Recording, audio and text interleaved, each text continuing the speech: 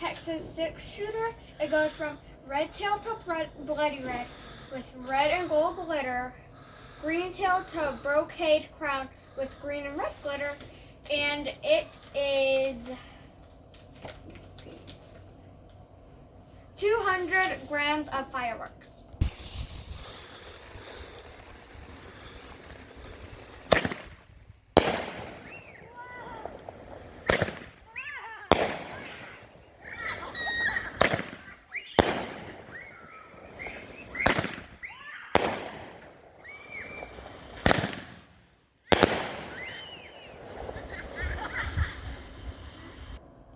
So that was a Texas 6-shooter. What I didn't like about it, that it only had 6 shots and it could have more. What I liked about it was loud, and my rating would be 6 out of 10.